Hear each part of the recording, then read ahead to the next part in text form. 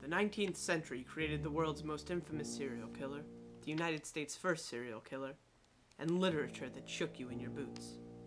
The Bloody Benders were an immigrant family from the East who desired to try their luck out in the West. They set up shop in Kansas and robbed and killed dozens of victims. Their grocery store would accommodate the needs of the town and the needs of through travelers that needed a night's rest from the road and a hot meal in their bellies. They lured their victims in with their beautiful, entertaining daughter, who they pawned off as a psychic. While she was giving psychic readings, her customers would allow her to tie their hands down to participate in the readings, and her father and brother would kill them. They would take their goods, money, jewelry, and bury their bodies in the yard. Since these people were traveling on the road, nobody knew where to look for their missing relatives. Until one day, when a man told his brother he was going to investigate the crimes of the Bloody Benders. He went to the Bender house hoping to catch them in the act, when really all he was doing was tempting fate. He was killed. After some days, when he went missing, his brother stopped by and knew something must have gone wrong. The Benders invited this man's brother in for tea. They went into the other room for some reason, and when they came back, they saw him looking at a pocket watch that was sticking out from underneath the bed. What the man saw was a picture of his sister-in-law and niece, and knew it was his brother's timepiece. He fled, alerted the police, and when he returned with the law, the Benders were gone. That was the last anyone ever saw of them.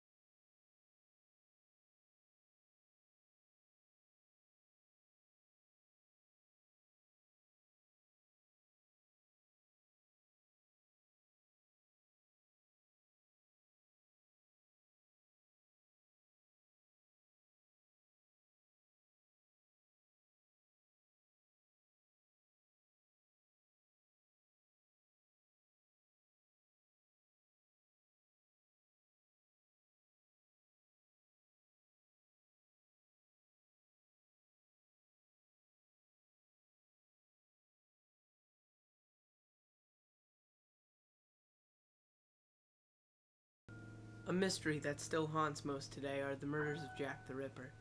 His spree landed him among the most infamous serial killers the world has ever seen, and also one of the most popular unsolved murder mysteries. He killed somewhere between 7 and 10 victims, all women, mainly prostitutes, in the Whitechapel district of London, England. His victims were found mutilated brutally. He first strangled them and then mutilated them. This technique varies from victim to victim. He also removed major vital organs from some of the victims. Many investigations of the time, later, and even to date give detectives different pictures of what or who the killer could have been.